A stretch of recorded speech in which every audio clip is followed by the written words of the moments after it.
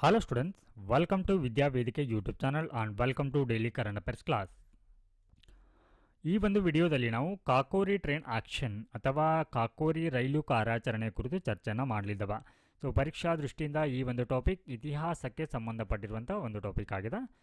So current ಅಫೇರ್ಸ್ನಲ್ಲಿ ಇತಿಹಾಸಕ್ಕೆ ಸಂಬಂಧಪಟ್ಟಂತೆ ಅಂದರೆ ಇತರ ಒಂದು ವಿಷಯಗಳಿಗೆ ಕಂಪೇರ್ ಮಾಡಿದ್ರೆ ಸೊ ಇತಿಹಾಸಕ್ಕೆ ಸಂಬಂಧಪಟ್ಟಂತೆ ಒಂದು ವಿಷಯಗಳು ಬರೋದು ತುಂಬಾ ಕಡಿಮೆ. ಆದರೆ ಅಂತಹ ಒಂದು ಟಾಪಿಕ್ಗಳು ಬಂದಾಗ ಸೊ ಪರೀಕ್ಷಾ ದೃಷ್ಟಿಯಿಂದ ವೆರಿ ಇಂಪಾರ್ಟೆಂಟ್ ಆಗಿರುತ್ತೆ. ಹಾಗಿದ್ರೆ ಯಾವ ಕಾರಣಕ್ಕಾಗಿ ಈ ಒಂದು ಟಾಪಿಕನ್ನು ನಾವು ಇವತ್ತು ಚರ್ಚೆಯನ್ನು ಮಾಡ್ತಾ ಇದ್ದೀವಿ ಅನ್ನೋದನ್ನು ನೋಡೋಣ. Why it is in news. So ಇಲ್ಲಿ ಬ್ರಿಟಿಷ್ ಆಳ್ವಿಕೆ ಅಡಿಪಾಯವನ್ನು ಅಲುಗಾಡಿಸಿದಂಥ ಕಾಕೋರಿ ರೈಲು ಕಾರ್ಯಾಚರಣೆ, ಕಾಕೋರಿ ಟ್ರೈನ್ ಆಕ್ಷನ್. ಸೊ ಈ ಒಂದು ಕಾರ್ಯಾಚರಣೆಯಲ್ಲಿ ಅವರ ತ್ಯಾಗವನ್ನು ಸ್ಮರಿಸುವ ಮೂಲಕ ಕೇಂದ್ರ ಗೃಹ ಸಚಿವರು ಡಿಸೆಂಬರ್ 19ರಂದು ಬಲಿದಾನ್ ದಿವಸ್ ಅಂಗವಾಗಿ ಪಂಡಿತ್ ರಾಮ್ ಪ್ರಸಾದ್ ಬಿಸ್ಮಿಲ್ಲಾ, ಅಶ್ಫಾಕ್ ಉಲ್ಲಾ ಖಾನ್ ಮತ್ತು ರೋಷನ್ ಸಿಂಗ್ ಅವರಿಗೆ ಗೌರವವನ್ನು ಸಲ್ಲಿಸಿದ್ದಾರೆ. ಸೊ ಇಲ್ಲಿ ಒಂದಿಷ್ಟು ಅಂಶಗಳನ್ನು ನಾವು ತಿಳ್ಕೊಳ್ಬೇಕು. ಏನಂತಂದ್ರೆ ಸೊ ಇಲ್ಲಿ ಕಾಕೋರಿ ಕಾರ್ಯಾಚರಣೆಯಲ್ಲಿ ಭಾಗಿಯಾಗಿರ್ತಾರೆ ಏನೋ ಆ ಒಂದು ಸದಸ್ಯರು. ಆ ಒಂದು ಸದಸ್ಯರ ಒಂದು ಬಲಿದಾನ ಏನಾಗಿರುತ್ತೆ ಅಂದ್ರೆ ಡಿಸೆಂಬರ್ 19ರಂದು ಆ ಒಂದು ದಿನವನ್ನು ಇಲ್ಲಿ ಬಲಿದಾನ್ ದಿವಸ ಅಂತ ಹೇಳಿ ಸೆಲೆಬ್ರೇಟ್ ಮಾಡಲಾಗತ್ತೆ. ಸೊ ಇದರಲ್ಲಿ ಪಂಡಿತ್ ರಾಮ್ ಪ್ರಸಾದ್ ಬಿಸ್ಮಿಲ್ಲಾ, ಅಶ್ಫಾಕ್ ಉಲ್ಲಾ ಖಾನ್ ಹಾಗೂ ರೋಷನ್ ಸಿಂಗ್ ಅವರು ಸೇರಿದ್ದಾರೆ. ಸೊ ಇವರೊಟ್ಟಿಗೆ ಇನ್ನೂ ಹಲವು ಸದಸ್ಯರು ಕೂಡ ಈ ಒಂದು ಕಾರ್ಯಾಚರಣೆಯಲ್ಲಿ ಭಾಗಿಯಾಗಿದ್ದಾರೆ. ಅವರ ಹೆಸರುಗಳು ಕೂಡ ಇಲ್ಲಿ ಇಂಪಾರ್ಟೆಂಟ್ ಆಗುತ್ತೆ ಪರೀಕ್ಷಾ ದೃಷ್ಟಿಯಿಂದ. ಹಾಗಿದ್ರೆ ಈ ಒಂದು ಘಟನೆಯ ಒಂದು ಪರಿಚಯವನ್ನು ಮಾಡ್ಕೊಳ್ಳೋಣ.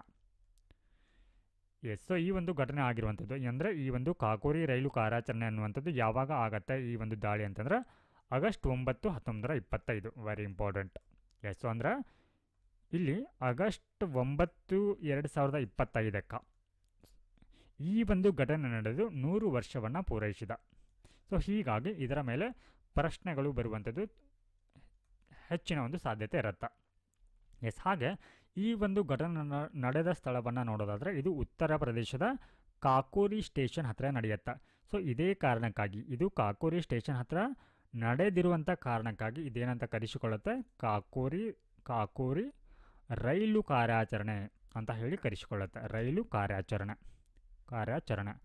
ಅಥವಾ ಇದಕ್ಕೆ ಈ ಹಿಂದೆ ಕಾಕೋರಿ ಟ್ರೈನ್ ರಾಬ್ರಿ ಅಂತ ಹೇಳಿ ಕರೆಯಲಾಗ್ತಾ ಇತ್ತು. ಸೊ ಅದನ್ನು ಇವಾಗ ಕಾಕೋರಿ ರೈಲು ಕಾರ್ಯಾಚರಣೆ ಅಂತ ಹೇಳಿ ಕರೆಯಲಾಗತ್ತೆ.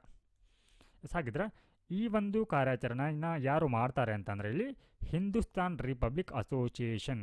So very important.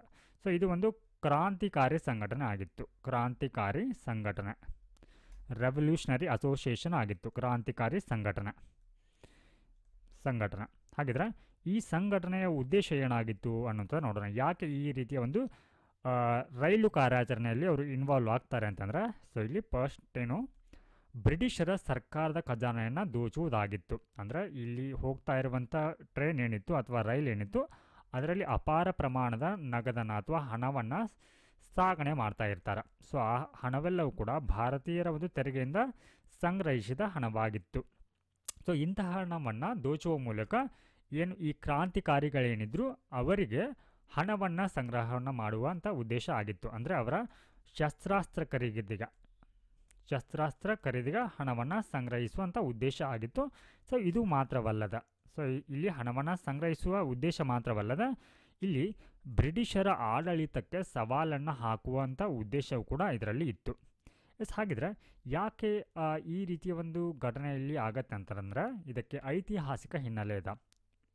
ಯಾಕೆ ಈ ರೀತಿಯ ಒಂದು ಕ್ರಾಂತಿಕಾರಿ ಒಂದು ಕಾರ್ಯಾಚರಣೆಯಲ್ಲಿ ಇವರು ಭಾಗಿಯಾಗ್ತಾರೆ ಅನ್ನೋದಕ್ಕೆ ಸೊ ಏನು 1919ರಲ್ಲಿ ಈ ಜಲಿಯನ್ ವಾಲಾಬಾಗ್ ಹತ್ಯಾಕಾಂಡ ನಡೆಯುತ್ತೆ. ಅಂದರೆ ಈ ಒಂದು ಪಂಜಾಬ್ನ ಜಲಿಯನ್ ವಾಲಾಬಾಗದಲ್ಲಿ ಏನಾಗುತ್ತೆ ಅಂದರೆ ಶಸ್ತ್ರರಹಿತವಾಗಿದ್ದಂಥ ಭಾರತೀಯ ಸ್ವಾತಂತ್ರ್ಯ ಹೋರಾಟಗಾರರ ಮೇಲೆ ಏನು ಮಾಡಲಾಗುತ್ತೆ, ಗುಂಡಿನ ದಾಳಿಯನ್ನು ಮಾಡಲಾಗತ್ತೆ. ಸೊ ಆ ಮೂಲಕ ಏನಾಗುತ್ತೆ ಇಲ್ಲಿ ಅಪಾರ ಪ್ರಮಾಣದ ಒಂದು ಭಾರತೀಯ ಸ್ವಾತಂತ್ರ್ಯ ಹೋರಾಟಗಾರರ ಮಾರಣ ಹೋಮವೇ ನಡೆಯುತ್ತೆ. ಸೊ ಇದೇನಾಗುತ್ತೆ ಕ್ರಾಂತಿಕಾರಿ ಒಂದು ಯುವ ಹೋರಾಟಗಾರರ ಮೇಲೆ ಗಂಭೀರವಾದಂಥ ಪರಿಣಾಮವನ್ನು ಬೀರುತ್ತೆ. ಸೊ ಇದರೊಟ್ಟಿಗೆ ಇಲ್ಲಿ ಗಾಂಧೀಜಿಯವರು ಏನು ಮಾಡ್ತಾರೆ 1922ರಲ್ಲಿ ಅಸಹಕಾರ ಚಳವಳಿಯನ್ನು ಹಿಂಪಡೆದುಕೊಂಡು ಬಿಡ್ತಾರೆ. ಸೊ ಅಂದರೆ ಅದೇ ವರ್ಷ ಅಂದರೆ 1922ರ ಫೆಬ್ರವರಿಯಿಂದ ಏನು ಮಾಡ್ತಾರೆ ಗಾಂಧೀಜಿಯವರು ಇಲ್ಲಿ ಚೌರಿ ಚೌರಾ ಘಟನೆ ನಡೆಯುತ್ತೆ. ಸೊ ಈ ಒಂದು ಘಟನೆಯಲ್ಲಿ ಏನಾಗುತ್ತೆ, ಹಿಂಸಾತ್ಮಕ ರೂಪವನ್ನು ಪಡೆದುಕೊಂಡಿರುತ್ತೆ, ಹಿಂಸಾತ್ಮಕ ರೂಪವನ್ನು. ಸೊ ಹೀಗಾಗಿ ಗಾಂಧೀಜಿಯವರು ಏನು ಮಾಡ್ತಾರೆ ಇಲ್ಲಿ ಏನು ಹೋರಾಟಗಾರರು ಇನ್ನೂ ಕೂಡ ಈ ಒಂದು ಅಹಿಂಸಾತ್ಮಕ ಒಂದು ಸಾಮೂಹಿಕ ಹೋರಾಟಕ್ಕೆ ಸಿದ್ಧರಿಲ್ಲ ಅನ್ನುವಂಥ ಒಂದು ಅಭಿಪ್ರಾಯಕ್ಕೆ ಬರ್ತಾರೆ. ಸೊ ಹೀಗಾಗಿ ಏನು ಮಾಡ್ತಾರೆ, ಇವರು ಅಸಹಕಾರ ಚಳವಳಿಯನ್ನು ಹಿಂಪಡಿಕೊಳ್ತಾರೆ. ಸೊ ಇದು ಕೂಡ ಏನಾಗುತ್ತೆ ಅಂದರೆ ಇಲ್ಲಿ ಈ ಕ್ರಾಂತಿಕಾರಿ ಹೋರಾಟಗಾರರು ಏನಿರ್ತಾರೆ, ಕ್ರಾಂತಿಕಾರಿ ಯುವ ಹೋರಾಟಗಾರರು ಏನಿರ್ತಾರೆ ಅವರ ಸಿಟ್ಟಿಗೆ ಕಾರಣ ಆಗುತ್ತೆ ಇದು. ಸೊ ಹೀಗಾಗಿ ಯುವ ರಾಷ್ಟ್ರವಾದಿಗಳಲ್ಲಿ ಇದು ಅಸಮಾಧಾನಕ್ಕೆ ಕಾರಣ ಆಗುತ್ತೆ ಈ ಮೇಲಿನ ಎರಡೂ ಘಟನೆಗಳು. ಹೀಗಾಗಿ ಏನು ಮಾಡ್ತಾರೆ, ಇವಾಗ ಈ ಕ್ರಾಂತಿಕಾರಿಗಳು ಸಶಸ್ತ್ರ ಕ್ರಾಂತಿಯತ್ತ ತಿರುಗುವಂಥ ಪ್ರವೃತ್ತಿಯನ್ನು ಬಳಸ್ಕೊಳ್ತಾರೆ.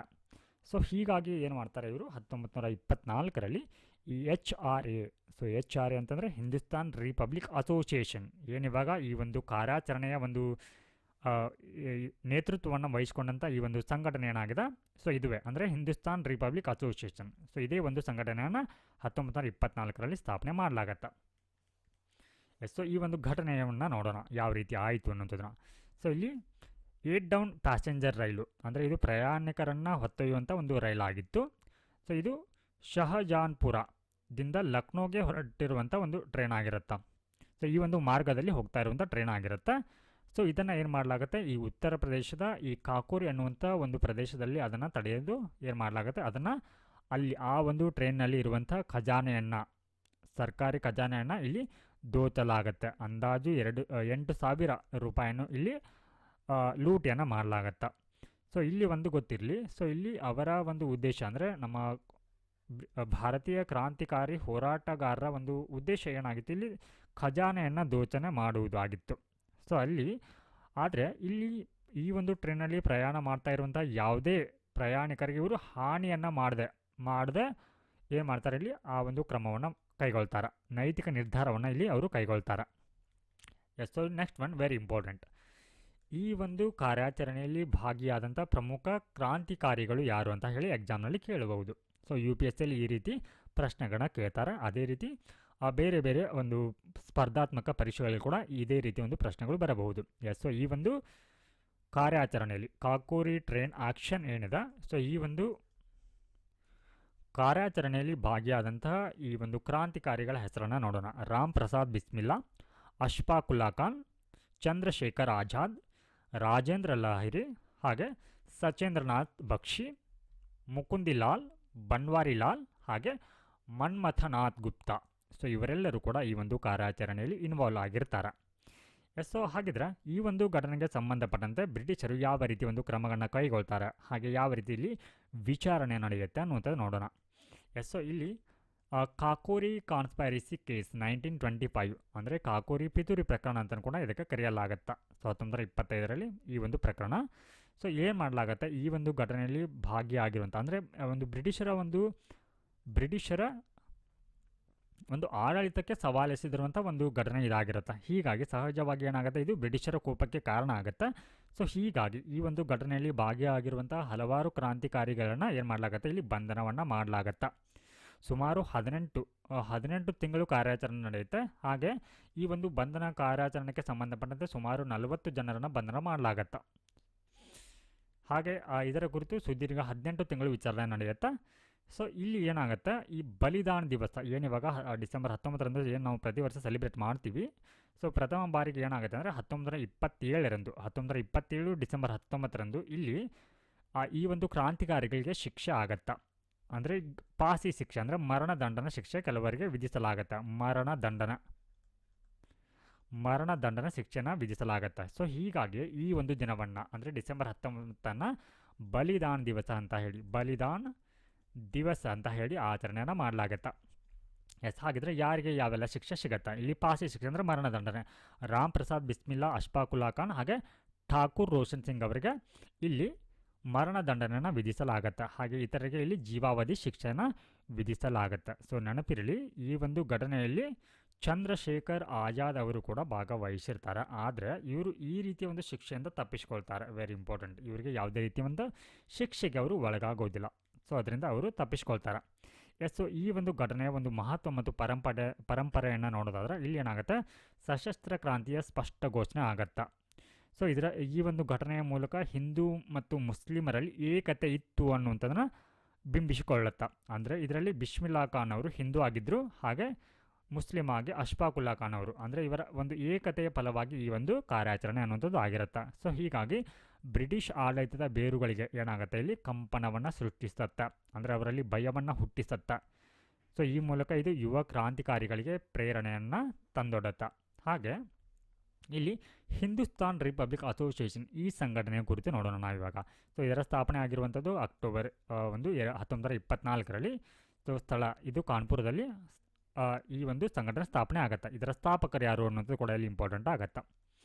ಸೊ ಇದರ ಸ್ಥಾಪಕರು ರಾಮ್ ಪ್ರಸಾದ್ ಬಿಸ್ಮಿಲ್ಲಾ, ಸಚೇಂದ್ರನಾಥ್ ಸನ್ಯಾಲ್, ಹಾಗೆ ಜೋಗೇಶ್ ಚಂದ್ರ ಚಟರ್ಜಿ, ಹಾಗೆ ಶಿವ ಶರ್ಮಾ ಅವರು. ಹಾಗಿದ್ರೆ ಯಾವ ಒಂದು ತತ್ವ ಮತ್ತು ಗುರಿಗಳೊಂದಿಗೆ ಈ ಒಂದು ಸಂಘಟನೆಯನ್ನು ಸ್ಥಾಪನೆ ಮಾಡಲಾಗುತ್ತೆ ಅನ್ನೋಂಥ ನೋಡೋಣ. ಸೊ ಇಲ್ಲಿ ಸಶಸ್ತ್ರ ಕ್ರಾಂತಿಯ ಮೂಲಕ ಸ್ವಾತಂತ್ರ್ಯ ಹೋರಾಟವನ್ನು, ಅಂದರೆ ಸ್ವಾತಂತ್ರ್ಯವನ್ನು ಗಳಿಸಿಕೊಳ್ಳುವಂಥದ್ದು ಇದರ ಉದ್ದೇಶ ಆಗಿರುತ್ತೆ. ಹಾಗೆ ಇಲ್ಲಿ ಬ್ರಿಟಿಷ್ ಆಡಳಿತವನ್ನು ಹಿಂಸಾತ್ಮಕ ಒಂದು ಮಾರ್ಗದ ಮೂಲಕ ಅವರ ಆಡಳಿತವನ್ನು ಉರುಳಿಸುವಂಥ ಉದ್ದೇಶವನ್ನು ಹೊಂದಿರುತ್ತೆ. ಸೊ ಈ ಒಂದು ಸಂಘಟನೆ ಸಮಾಜವಾದಿ ಒಂದು ಪ್ರಭಾವದಿಂದ ಈ ಒಂದು ಸಂಘಟನೆಯಲ್ಲಿ ಸ್ಥಾಪನೆ ಆಗಿರುತ್ತೆ. ಹಾಗೆ ಇಲ್ಲಿ ರೆವಲ್ಯೂಷನರಿ, ಅಂದರೆ ಇಲ್ಲಿ ಒಂದು ಪುಸ್ತಕವನ್ನು ಬರೀತಾರೆ ಯಾರು, ಈ ಒಂದು ಸಚೇಂದ್ರನಾಥ್ ಸನ್ಯಾಲ್ ಅವರು. ಸೊ ಇವರು ಕೂಡ ಈ ಒಂದು ಕಾರ್ಯಾಚರಣೆಯಲ್ಲಿ ಇನ್ವಾಲ್ವ್ ಆಗಿರ್ತಾರೆ. ಸೊ ಇವರು ಈ ರೆವಲ್ಯೂಷನರಿ ಅನ್ನುವಂಥ ಪುಸ್ತಕವನ್ನು 1925ರಲ್ಲಿ ಬರೀತಾರೆ. ಸೊ ಈ ಒಂದು ಪುಸ್ತಕಕ್ಕೆ ಅಂತಾರಾಷ್ಟ್ರೀಯ ಕ್ರಾಂತಿಗಳ ಪ್ರಭಾವ ಆಗಿರುತ್ತೆ. ಹಾಗೆ ಇದರ ಮೇಲೆ ರಷ್ಯನ್ ಕ್ರಾಂತಿ 1917ರಲ್ಲಿ ಏನಾಗುತ್ತೆ, ಸೊ ಈ ಕ್ರಾಂತಿಯ ಒಂದು ಪ್ರಮುಖ ಪ್ರೇರಣೆ ಈ ಒಂದು ಪುಸ್ತಕದ ಮೇಲೆ ಇರುತ್ತೆ. ಸೊ ಏನಿವಾಗ ಹಿಂದೂಸ್ತಾನ್ ರಿಪಬ್ಲಿಕ್ ಅಸೋಸಿಯೇಷನ್ ಏನಿತ್ತು, ಸೊ ಇದನ್ನು 1924ರಲ್ಲಿ ಏನು ಸ್ಥಾಪನೆ ಮಾಡಿರ್ತಾರೆ.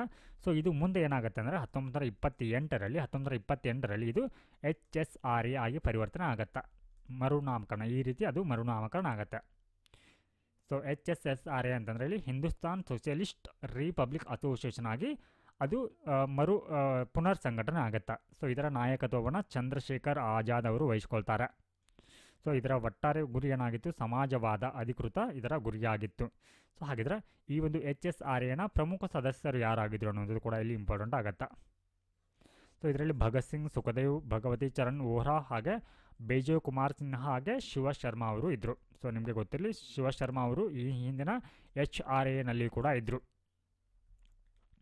ಸೊ ಇಲ್ಲಿ ಈ HSRAನ ಪ್ರಮುಖ ಕ್ರಿಯೆಗಳನ್ನ ನೋಡೋದಾದ್ರೆ, ಸೊ ಏನು ಇಲ್ಲಿ JP ಸ್ಯಾಂಡರ್ಸ್ನ ಹತ್ಯೆಯನ್ನು ಮಾಡಲಾಗುತ್ತೆ 1928ರಲ್ಲಿ. ಅಂದರೆ ಏನು ಇವಾಗ ಲಾಲಾ ಲಜಪತ್ ರಾಯ್ ಅವರ ಹತ್ಯೆಯನ್ನು ಏನು ಮಾಡುತ್ತಾನೆ ಈತ, ಸೊ ಈತನ ಒಂದು ಅಂದರೆ ಲಾಲಾ ಲಜಪತ್ ರಾಯರ ಒಂದು ಹತ್ಯೆಯ ಪ್ರತಿಕಾರವಾಗಿ ಈತನ ಹತ್ಯೆ ಮಾಡಲಾಗುತ್ತೆ.